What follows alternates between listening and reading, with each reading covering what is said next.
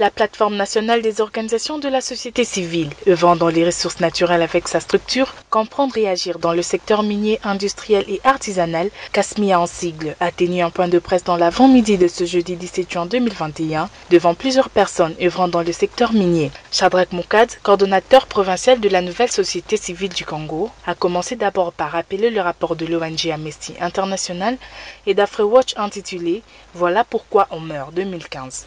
Un rapport qui explique les conditions dans lesquelles était extrait le minerai le plus convoité de la planète, le cobalt.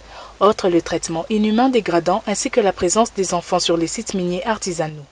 Ensemble avec la plateforme nationale CASMIA ASBEL, les signataires du présent communiqué de presse appellent le chef de l'État et le Premier ministre à s'investir pour sauver les cobalts de la RDC et assurer l'émergence des exploitants miniers artisanaux. Au milieu de l'année 2019, la province du Lualaba a connu un événement sans précédent qui est l'éboulement dans la mine de Cove, ayant englouti des centaines de jeunes gens introduits clandestinement ou avec l'autorisation des gardes industriels à la recherche du minerai de cobalt. Cette mine appartient au groupe Glencore avec sa firme Kamoto Copper Company, KCC.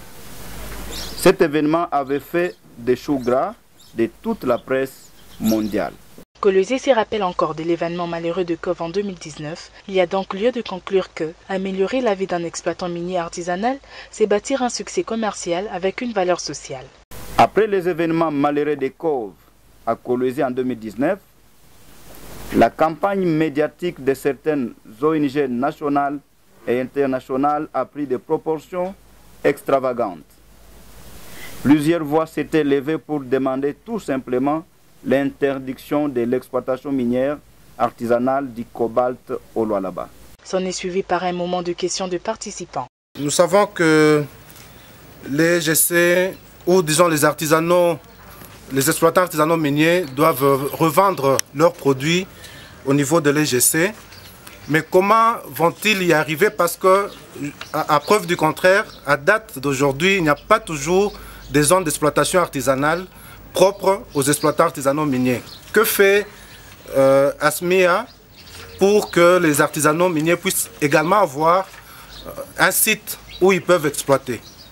Donc je ne sais pas ce qu'à votre niveau, n'y a-t-il pas moyen de faire un plaidoyer auprès des grandes entreprises de rester un peu dans la lignée des préoccupations que vous avez évoquées lorsque les conditions de travail commencent à se poser, donc les conditions économiques et techniques commencent à se poser, ça ne se pose pas dans une industrie minière, parce que je suppose qu'avec l'industrie minière, les trous seront très profonds, on ne saura pas accéder, étant donné que les jardins miniers, c'est jusqu'à 30 mètres.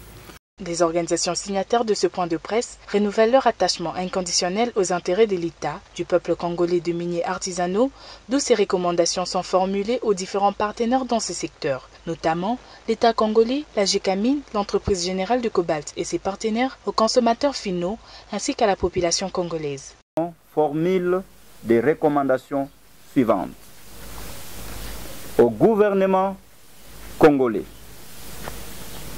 Déposer des actes concrets prouvant son attachement aux objectifs de l'entreprise générale du cobalt en facilitant et accompagnant ses efforts de se déployer sur les sites miniers artisanaux. À la GECAMINE, d'appuyer l'entreprise générale du cobalt par l'octroi des espaces à ériger en zone d'exploitation artisanale.